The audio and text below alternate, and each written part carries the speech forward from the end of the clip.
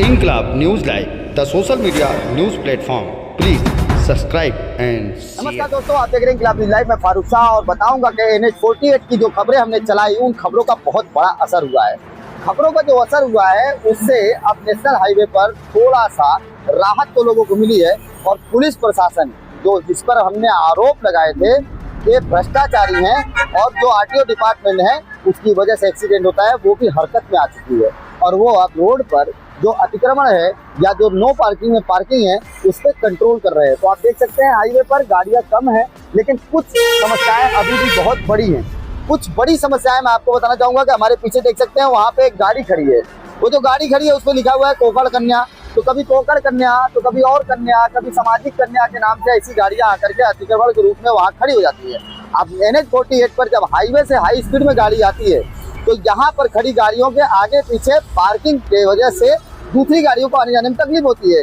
अक्सर गाड़ियाँ जो आउटसाइड से जाती हैं वो रॉन्ग साइड से जाने वाली गाड़ियों की वजह से वो बाहर निकल जाती हैं, और हाईवे से आने वाली हाई स्पीड की गाड़ियाँ एक्सीडेंट होने का खतरा ज़्यादा रहता है। प्लस यहाँ पर कुछ दुकानें भी रहती हैं जो एकदम मेन कॉर्नर पे पड़ती हैं, इसकी वजह से भी एक्सीडेंट का पॉइंट तो बनता है। NH-48 पर नेशनल हाईवे पर RTO डिपार्टमेंट ने जो जिम्मेदारी निभाई है उस जिम्मेदारी पर हम बात करेंगे कि आप देख सकते हैं उस साइड में कई एक्सीडेंट हुए थे और उन सारी एक्सीडेंटों की खबर हमने चलाई थी। कई मौतें भी हुई थी। उन मौतों को लेकर के हमने सीधा दावा ठोका था कि RTO डिपार्टमेंट है। ऐसे में RTO डिपार्टमेंट ने क्या कार्रवाई की उसके लिए हमारे साथ में है, बताएंगे क्या हुआ था कार्रवाई और क्या देखा आपने। सर, RTO ने महेश शेट्टी सर के आदेश पे RTO के सागर पुलिस हवलदार वो राउंड अप पे, उनको महेश शेट्टी साहब ने यही बोले कि राउंड अप पे रहना और जितनी भी गाड़ी रहेगी उसको फाइन मारना। तो आज उनके मार्गदर्शन में आज मैं भी उनके साथ था। मैंने आपको कॉल किया था और कहीं ना कहीं आपका भी शुक्रिया अदा करता हूँ कि आपके 3-4 बार न्यूज़ चलाने के बाद पुलिस हरकत में आई है। RTO महेश शेट्टी PI ने खुद आदेश दिए कि यहाँ एक भी गाड़ी खड़े नहीं रहना चाहिए। और दूसरी बात है, जो ये पंप है, गैस पंप है और इसमें यहाँ पेट्रोल पंप है, वहाँ जितनी गाड़ी खड़ी थी उन लोग को भी फाइन मारे। और साथ साथ जितने गैरेज वाले हैं उन लोग गैरेज का क्या करते, उन लोग गैरेज की गाड़ी बनाते लेकिन यही खड़ी कर देते उन लोग लाके, गैरेज वाले सभी। हाँ, और वो गाड़ी बनती है, उन लोग का कस्टमर कब आता है कब नहीं आता है वो मालूम नहीं, लेकिन गाड़ी यही खड़े रहती है इधर पे। और तो उन लोग को भी फाइन मारे आज। इनका कहना है कि सागर सीनियर हवलदार ने इन्हें बताया और इन्होंने अपनी आंखों से भी देखा कि सीनियर PI शेट्टी साहब यहाँ का दौरा पर थे और राउंड अप पे उन्होंने जितनी भी गाड़ियों को पाया उतनी गाड़ियों पर फाइन लगाया। लेकिन बेशर्मी की हद तो तब मैं कहूँगा कि देख सकते हैं कि उनके जाते ही फाइन मारते ही एक घास की लगभग दर्जनों गाड़ियाँ यहाँ पर फिर आके खड़ी हो गई।